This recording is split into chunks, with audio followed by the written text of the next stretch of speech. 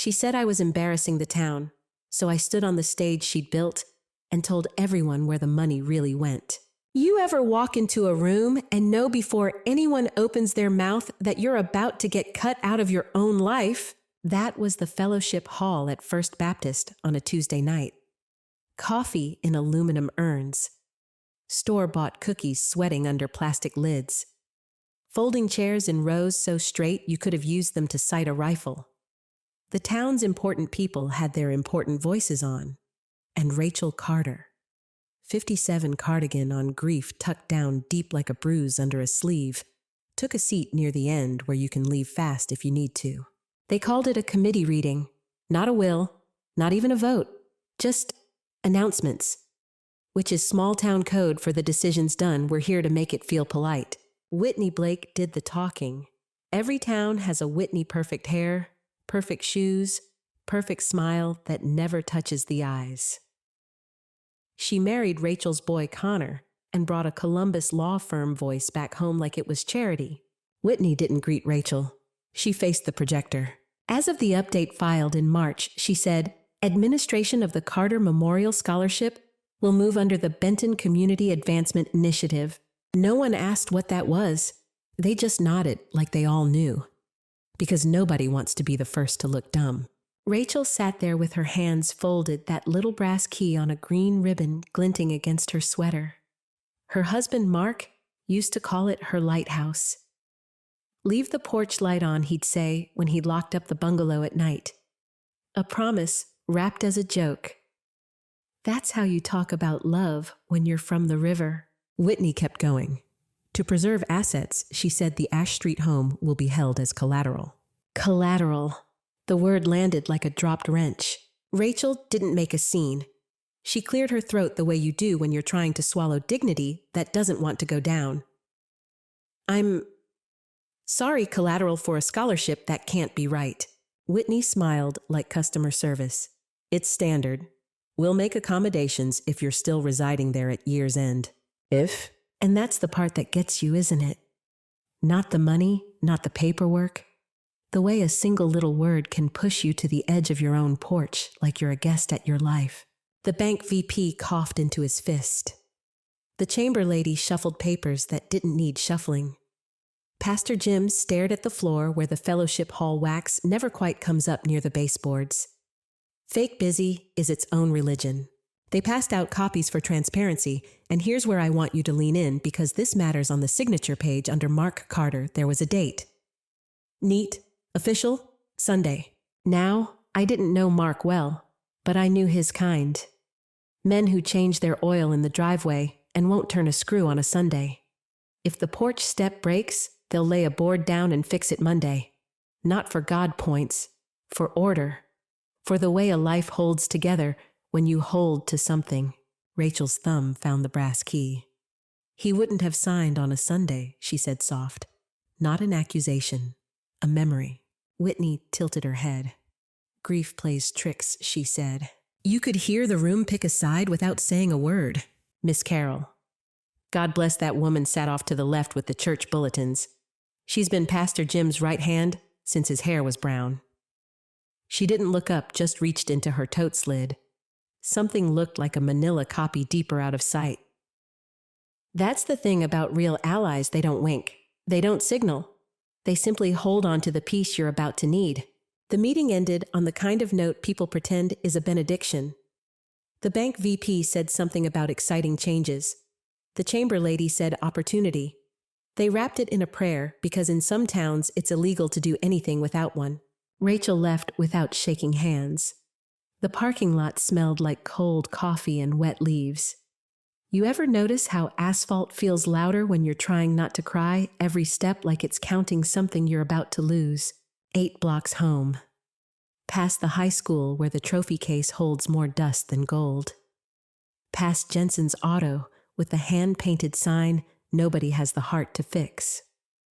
Up Ash Street where the sycamores lean in like neighbors with opinions. In the kitchen, the old clock over the stove clicked like a stubborn heartbeat. Rachel set the packet on the table and poured what was left in the pot. The coffee had been strong at 5. At 9, it tasted like a dare. She took a sip anyway. I want you to picture this woman. Not fragile, calloused in all the right places. Half the town's kids learned to write a clean paragraph in her night class while smelling like fryer oil and possibility. She knows how to hold silence until it tells the truth. She opened the packet. Collateral. There it was in print. Oversight, expedite. Words that make fog. She scanned for something human, a sentence Mark swore he'd tucked in. Beneficiary protections for the surviving spouse. The line he underlined on the porch while the locusts sang. It wasn't there. The house made one of those winter settling noises, the kind that sounds like an old man clearing his throat. Rachel reached for her phone and did something she'd been too afraid to do since the funeral. She opened a saved voicemail. Mark's voice filled the kitchen warm and worn like a flannel shirt. Hey, Ray, tighten that loose stair you keep tripping on. Miss Carroll called needs the hymn numbers. I'm going to write the scholarship instructions down so no slick talker can move it. And, leave the porch light on, will ya? I'll be late. It ended. Voicemails never give you enough of a person. Just enough to hurt. Rachel set the phone down. On the signature page, that Sunday date stared up like a dare. She reached into the junk drawer, pulled out a pad, wrote 2 words across the top like a case file Sunday. Porch light. She didn't know yet what either would mean. She just knew they didn't belong in the same sentence as collateral. And here's the part I want you to remember before change looks brave, it looks small. It looks like a woman writing 2 words on a cheap pad in a kitchen with a ticking clock. It looks like saving a voicemail you can't bear to hear. It looks like noticing the thing everyone else ignores, what day a man would sign his name. Out on the porch, she flipped the switch. The light hummed alive, pooling gold on the steps. Across the street, Mr. Dawson, the retired shop teacher with a yard full of perfectly coiled hoses, lifted 2 fingers off his lawn chair like a salute. He'd been there the whole time. Some people keep watch even when they pretend they're just minding their business. Rachel sat. The river down the hill smelled like iron and rain. Somewhere a train leaned into the curve of town and moaned the way machines moan when they're hauling more than they should. She held that brass key. Thought about everything that gets taken when you aren't looking a man's laugh, a line in a document your right to stay put. And under all that hurt, something steadier started. Not anger, not yet. Think of it like a pilot light you don't notice until the oven catches. Miss Carroll's tote, the Sunday date, Mark's promise about no slick talker. None of it made a clean picture yet. But Rachel's been a teacher long enough to know you don't have to see the whole essay to know the thesis is wrong. She went back inside, took a pen, and underlined Sunday until the paper almost tore. Then she wrote a 3rd word printed careful so her hand couldn't lie. Why? That's where it went wrong. Not the money, not even the house. The why no one would say out loud. Why a porch light had to get turned off for the sake of oversight. Why some people can't stand a woman who refuses to disappear quietly. We'll get there. For now, sit with me on that porch. Hear that train. Smell the river. Watch that little circle of light push back the dark just enough to find the next step. Because the next step's coming quieter than a scandal, sharper than a shout. And when it lands, it won't feel like revenge. It'll feel like a door unlocking. You ever notice how some fights don't start with shouting? They start with mornings. Quiet ones. You wake up, make your coffee, and there's a thing in your chest you can't name yet. But you know, that's how it was for Rachel. After that committee meeting, she didn't storm into anybody's office. She didn't throw words like knives. She just started looking. Whitney thought she had Rachel pegged small-town widow soft-spoken, too polite to push back. That's what people like Whitney count on. They confuse quiet for weak. It started with Miss Carroll. Rachel walked into the church office on a Tuesday. The place smelled like paper and cinnamon gum, same as always. Carol was at her desk, hair shellacked into that perfect cotton candy shape only church ladies can pull off. Rachel leaned on the counter and said, You keep copies of everything, right? Carol looked over her glasses. Honey, I've got marriage licenses from '78 and 3 recipes for potato salad in that file cabinet. What do you need? When Rachel told her, Carol didn't blink. She just got up, disappeared into the back, and came out with a manila folder marked Carter Memorial in perfect block letters. Inside, the original draft of the scholarship charter. And there it was, Mark's handwriting, big and blocky, beneficiary protections for the surviving spouse, underlined twice. Rachel traced the ink with her thumb like she could feel him through the paper. Carol closed the office door before she sat back down. You didn't hear it from me, she said, but Whitney came for the originals last month. Said she needed them for archiving. She made air quotes so sharp you could cut a ham with them. Lucky for you, I don't hand over my only copy to anybody under 40. That's when Rachel knew she wasn't crazy. The line wasn't forgotten. It had been removed. Then there was the county trip. Rachel took the bus because her Corolla was waiting on a serpentine belt down at Jensen's. She told the clerk she wanted any amendments to the scholarship filed in the last year. The kid behind the counter printed off a neat little packet, probably thinking he was helping some sweet old lady with a scrapbook. There it was, the amendment that handed the scholarship to Whitney's pet nonprofit, and the signature page dated Sunday. Stamped by a notary from 2 counties over. Rachel asked the clerk, You open on Sundays now? He laughed. Ma'am, we barely open on Fridays. She didn't say a word on the ride home, just wrote in her notebook Sunday. Out-of-county notary. But the real crack in the dam came from someone she didn't even know. It was after her night class at the community college. She was erasing the whiteboard when a skinny kid in a Benton Beavers hoodie stepped inside. Ms. Carter, he asked, shifting from foot to foot. I'm Jordan Pike. I do IT work for the chamber and, for the Benton Initiative website. Rachel turned marker still in her hand. All right, Jordan. What's on your mind? He looked at the floor. I heard what happened. And I think I saw something I wasn't supposed to. He handed her a folded printout. Transaction records. Transfers from the Carter Scholarship account, small at first, then bigger, into something called BCAI Services, LLC. The memo lines were vague admin fee consulting outreach. Rachel didn't need an accounting degree to know what it meant. Jordan pulled a thumb drive from his pocket. A piece of orange tape marked JP. I copied the records before they got scrubbed. If this gets me fired... Rachel cut him off. It won't be because of me. Here's the thing about Rachel. She didn't see herself as a fighter. But every page she stacked on her kitchen table was like a brick in a wall she didn't know she was building. Whitney had tried to play this slick rap theft in oversight and opportunity hide behind titles and committees. But she'd underestimated the one thing you can't beat in a small town, people who remember the way things were meant to be. Miss Carol with her extra copies, the county clerk's offhand joke about being closed Sundays, a nervous IT kid who couldn't keep a secret if it meant sleeping at night. That night, Rachel sat at her kitchen table with the brass key resting in her palm. She thought about Mark's voicemail, how he said he'd write things down so no slick talker could move them.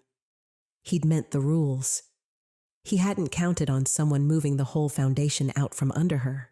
In the margin of her notebook under Sunday and porch light, she added one more word, gala. The Benton Redevelopment Gala was in 3 weeks. Whitney was the keynote.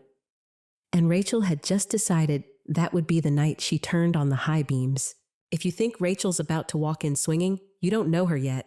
She's going to do this her way. Quiet, surgical, no room for denials.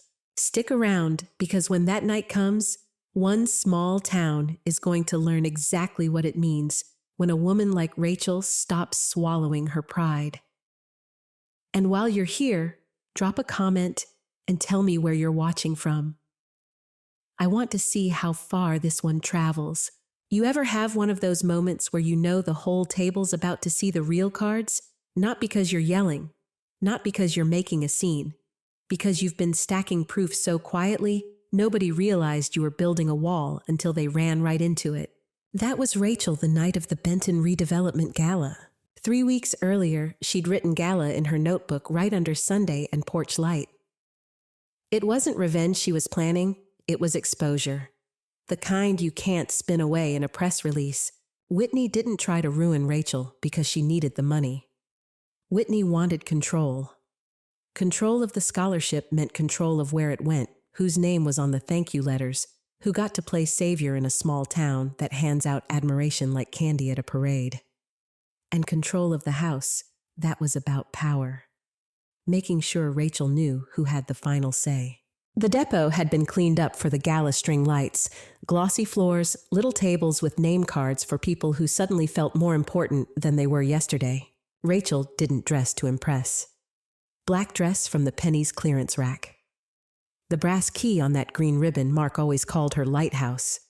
A tote bag big enough to carry the kind of trouble you can't fit in a pocket. From the minute she walked in, she could see it the way Whitney worked the room. Laughs in 3-second bursts, handshakes that landed like a stamp of approval. Connor at her side, trying to look like a man in control, failing. The mayor droned through the donor list, then came the big moment Emerging Leader Award. Whitney Blake. The clappings swelled. Cameras came up. Whitney took the stage already halfway into her acceptance phase. That's when Rachel moved. No microphone, no announcement. She walked straight to the head table and handed a clear folder to Carl Benson, the chamber president, a man who's known her since she was helping Mark restock nails at the hardware store. On top of the folder was an index card block, letters "Leave the porch light on." Carl flipped it open, and his face went tight. First page, Mark's original charter with beneficiary protections for the surviving spouse, underlined twice. Second page, the amendment with the Sunday date and the out-of-county notary stamp. Third page, the spreadsheet Jordan gave her showing those admin fees funneling into BCAI Services LLC, the same P.O. box Whitney used for her pet projects. Carl looked up at her, but Rachel kept her eyes on Whitney. Whitney stayed calm, at least on the outside. "There are explanations for all of that," she said into the mic. Rachel didn't raise her voice.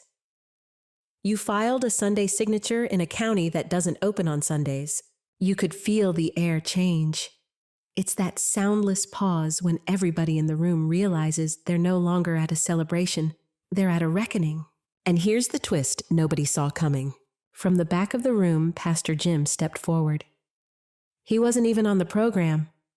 Mark talked to me before he died," he said. "Told me he wanted the scholarship local. Told me he'd put that in writing.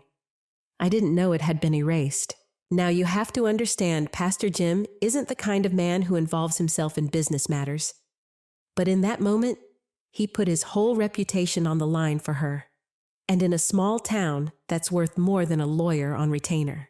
The bank VP cleared his throat and spoke into the mic. "I move that we suspend all disbursements and return administration to the Church Foundation until an independent review is complete." Pastor Jim Wise second. Just like that, the tide turned. Whitney stood, frozen smile still plastered on, but you could see it in her eyes. She hadn't planned for this. She'd planned for Rachel to sit at the back, sip bad coffee, and swallow the insult like she had before. Rachel didn't stick around for dessert. On her way out, she passed Connor. He looked at her, opened his mouth like he wanted to say something, then shut it. That was fine. Tonight wasn't about him. Outside, the air was cold enough to sting. Rachel walked to her car without hurrying, tote bag still heavy with copies she hadn't even needed to use. In her mind, she could still hear Mark's voice from that voicemail, "Leave the porch light on Ray." She'd just lit it in the middle of a gala, and the whole town had seen it. If you think this was the end, you're wrong. This was just the first crack. Stick around, because what happened in the days after made sure Whitney could never patch it back up. And while you're here, drop a comment and let me know if you've ever seen someone get blindsided by the truth in public. I'd bet we all have one story. The Monday after the gala, the town was quiet in that fake way, like when a storm passes. But you know, the river's still rising somewhere. Whitney didn't show up to the chamber meeting. Didn't post her usual community update on Facebook either. By Wednesday, word got around that she'd stepped back from 2 local boards. No apology, no explanation, just a line about focusing on family. That's how people like her survive in small towns. They don't admit they're wrong. They just slide out of the room before anyone can pin them down. Rachel didn't chase her. She didn't need to. The vote at the gala had already suspended the scholarship transfers, and Carl Benson, God bless him, wasn't about to reverse it. The bank's lawyer called with a settlement offer half the store's assets and full title to the bungalow if Rachel would drop any formal complaints. She told him no on the store. It's not about the money, she said. That store was Mark's name on a door. If it's not his, I don't want it. What she did want. The scholarship put back where it belonged under the church foundation, and the kids who'd been told there wasn't enough this year to get their checks retroactively. The bank man hesitated, then agreed, maybe out of guilt. Maybe because he knew if this went public, his name would be in the paper too. The first person Rachel told was Miss Carol. Carol just smiled that tight little smile church women have when they win without having to raise their voice. Told you copies matter, she said. Now, here's the part I didn't expect Rachel to do. She didn't just sit back and enjoy the win. She took her savings, what little she had, and went to the dean of the community college. I want the old woodshop, she said. The one maintenance uses to store ladders and half-empty paint cans. The dean, who'd once been a student in her night class, blinked. What for? She slid a napkin across his desk. On it, she'd drawn a rough sketch. A long workbench tool racks a sign over the door that read, "The Maker Shed." Kids can bring in something broken and learn to fix it. Could be a toaster, could be a chair. No grades, no tuition, just hands-on and honest.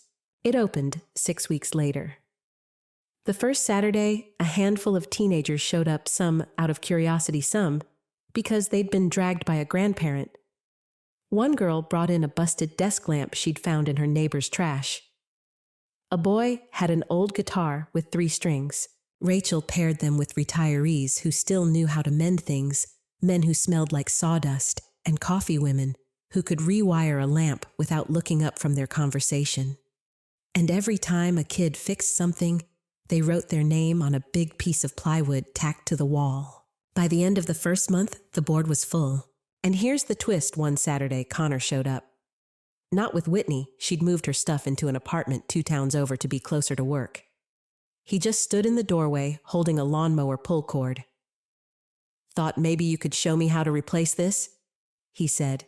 Rachel didn't hug him, didn't scold him either. She just handed him a screwdriver and said, "Let's get to it."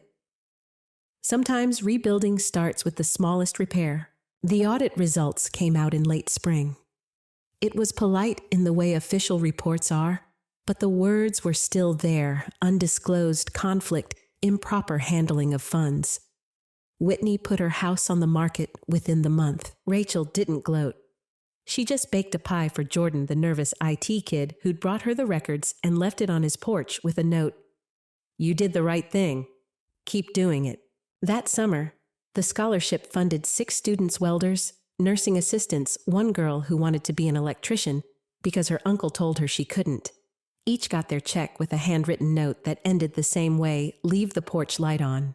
If you think this was Rachel's ending, it wasn't. Because the thing about taking your power back is you start to realize how many other doors you can open. And in part 5, you're going to see how she used what she'd been through to make sure no one else in that town could be quietly erased the way she almost was. While you're here, tell me in the comments, what's the smallest thing you've ever fixed that made you feel 10 feet tall? The thing about winning, really winning, is that it doesn't feel like fireworks. It feels like standing on your porch at dusk, hearing the cicadas hum, and realizing you don't have to flinch every time the phone rings. That was Rachel that summer. By August, the Maker Shed had become the heartbeat of the community college campus. People stopped by even if they didn't have anything broken, just to see what was being fixed, or to bring donuts for the volunteers. Miss Carol called it the porch light effect. Once you leave it on, people start coming out of the dark. Rachel didn't advertise it, but she kept a small jar on the workbench labeled "Scholarship Spares." It wasn't much quarters, a couple of wrinkled fives, but every cent went toward buying tools for kids who wanted to keep learning at home. One of those kids, Hannah, the girl who fixed her uncle's radio in under an hour, wrote her a thank you note that said, "I didn't know I was good at anything until this." Rachel kept that note in her wallet. Whitney never came back to town. Oh, she sent a few Christmas cards to mutual friends with long-winded explanations about misunderstandings and the media twisting things, even though no reporter had ever called her by name. But people remembered the gala, and they remembered who'd quietly stepped forward when it mattered. The truth is, Whitney didn't go after Rachel because she hated her. She went after her because Rachel was the only person left who could stand in her way and keep the scholarship tied to the community instead of her own ambitions. It wasn't personal until Rachel made it personal by not backing down. In September, the mayor called Rachel into his office. "I've been thinking," he said, "about starting a town repair grant. Not just for building skills, apprenticeships, mentorships. Would you help run it?" She thought about Mark, about all the late nights they'd sat at that kitchen table, dreaming up ways to keep Benton alive when the big box stores came in. She said yes, not because she wanted her name on a plaque, but because she knew how it felt to be the kid with no one in your corner. Here's the twist most people never heard. At the grant's first meeting, Rachel saw a familiar name on the application list, Connor Blake. He wanted funding to reopen the old feed store as a co-op. He didn't ask for special treatment. He didn't even mention Whitney. He just laid out his plan, hands shaking a little, and when the board voted, they approved it. After the meeting, he walked over. "I'm sorry," he said, voice low. "I knew what she was doing. I didn't think you'd win. I didn't think anyone could."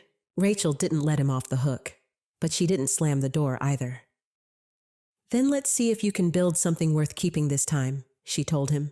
By winter, the scholarship had doubled. The maker shed had outgrown its space and moved into the old high school auto shop. And every porch light on Rachel's street seemed to burn just a little brighter. She never told the full story in public, not the late-night calls to lawyers, not the way her hands shook after handing over those documents at the gala. But in quiet conversations over coffee at the diner, or while sanding a workbench, she'd share just enough for someone else to see themselves in her shoes. Because the lesson wasn't just about catching someone in a lie. It was about holding the line when it would be easier to let go. It was about making sure the thing you protect, whether it's a scholarship, a shop, or a person, comes out stronger on the other side. And maybe that's why on the first anniversary of the Maker Shed, she stood in the doorway watching a new batch of kids sign their names on that plywood board and thought Mark would have liked this. So if you take anything from Rachel's story, take this. You don't have to fight loud to win big. Sometimes the quiet fights, the ones nobody claps for at the time, are the ones that change everything. And if you've ever had to stand your ground against someone who thought they could rewrite your life well, you already know what it feels like to keep the porch light on.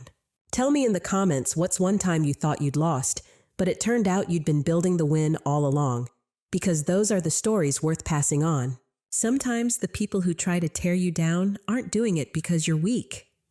They do it because somewhere deep down, they know you're the only one who can stand in their way. Rachel's story is proof that you don't have to shout to be heard. You don't have to match cruelty with cruelty. You can protect what matters most with quiet persistence, even when no one's clapping, even when it feels like the fight is wearing you thin. The truth has a way of outlasting the noise.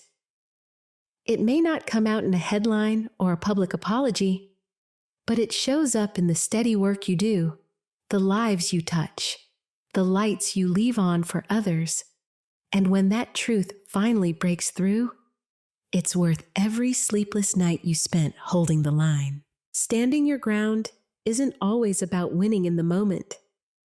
Sometimes it's about making sure the thing you believe in survives long enough to grow without you. And that's a kind of victory no one can take away. If this story made you think of a time you had to quietly hold your own against family at work or in your own neighborhood, share it in the comments. You never know who might read your words and feel less alone. And if this story stirred something in you, tap the like button and subscribe for more stories that speak to the heart, because we tell them here every week. Whatever season you're in right now, whether you're in the thick of the fight or just stepping into the calm after it, I hope you find your way to peace. And I hope you never forget you deserve to feel safe, seen, and free.